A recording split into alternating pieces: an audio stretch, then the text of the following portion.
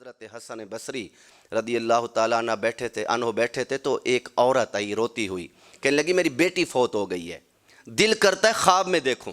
اچھا، بڑے لوگوں کا دل کرتا ہے اماں خواب میں ملے، باپ ملے، دادا ملے، محبوب کوئی عزیز ملے، تو مہربانی فرمائیں کوئی وظیفہ عطا فرما دیں، بیٹی سے ملاقات ہو جائے۔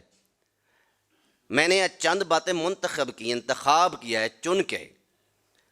حضرت حسن بصری فرماتے ہیں کہ وہ عورت روتی ہوئی آئی، میں نے اسے بتایا کہ عشاء کی نماز پڑھیں، عشاء کی نماز کے بعد 4 رکعت نماز نفل ادا کرو، اور ہر رکعت میں الحم شریف کے بعد سورۃ التکاثر پڑھو، الہاکم التکاثر حتی زرتم المقابر، یہ سورت پڑھنی ہے ہر رکعت کے اندر۔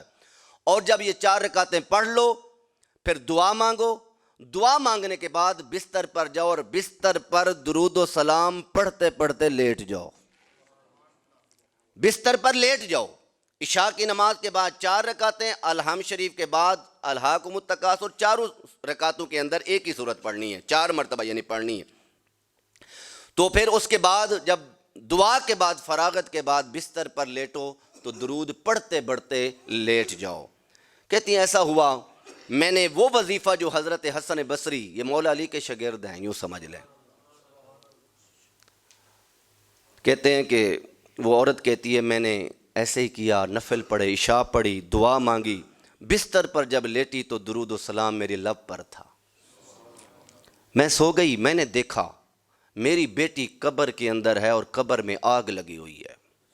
استغفر اللہ، معاذ اللہ۔ اللہ تعالی ہم سب کو قبر کی آگ سے، قبر کے عذاب سے محفوظ رکھے، اعمال صالح کی توفیق دے۔ تو میں، عورت کہتی ہے ماں تھی، بہت پریشان ہوئی، میں نے دیکھا کہ اس کے ہاتھ میں آگ کی ہتھ کڑیاں ہیں، پاؤں میں بیڑیاں ہیں آگ کی، اور پوری قبر جو ہے آگ سے روشن ہے۔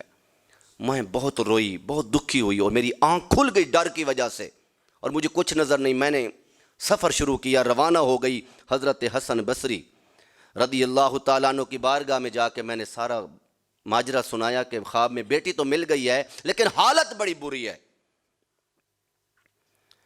تو آپ نے فرمایا جاؤ صدقہ کرو، صدقہ مصیبتوں کو ٹال دیتا ہے، جا کے صدقہ۔ کہتی ہیں میں نے آ کے صدقہ دیا۔ دوسری رات آئی تو حضرت حسن بصری نے دیکھا جنت ہے، اور جنت میں ایک تخت ہے، اور تخت پر ایک نورانی عورت بیٹھی ہے، اس کے سر پر ایک نور کا تاج ہے۔ تو حسن بصری رحمت اللہ تعالی علیہ نے جب دیکھا تو اس لڑکی نے کہا کہ حضور آپ نے مجھے پہچانا ہے، میں کون ہوں؟ آپ نے فرمایا میں تو نہیں جانتا آپ کو۔ اس لڑکی نے کہا میں اس عورت کی بیٹی ہوں جس کو تم نے وظیفہ بتایا تھا، میں اس کی بیٹی ہوں۔ آپ نے فرمایا آپ کی ماں نے تو عجیب بات سنائی تھی کہ تو دوزخ میں ہے، آگ میں جل رہی ہے۔ اس نے کہا بات ٹھیک ہے، ایسے ہی میری ماں نے دیکھا تھا، لیکن آج ہم پہ کرم ہو گیا ہے۔ آپ نے فرمایا وہ کیسے؟ کہتی ہیں صرف میں آگ میں نہیں جل رہی تھی، قبرستان میں کئی ہزار ایسے مردے تھے جو قبر میں جل رہے تھے، لیکن بات یہ تھی کہ آج ایک آدمی جو نبی کریم علیہ السلام کے ساتھ عشق کا دم بھرتا تھا وہاں سے گزرا ہے، اسے ٹائم مل گیا، وہ رکا، اس نے قبرستان کے پاس کھڑے ہو کر اپنے نبی کی ذات پر درود و سلام پڑھنا شروع کر دیا۔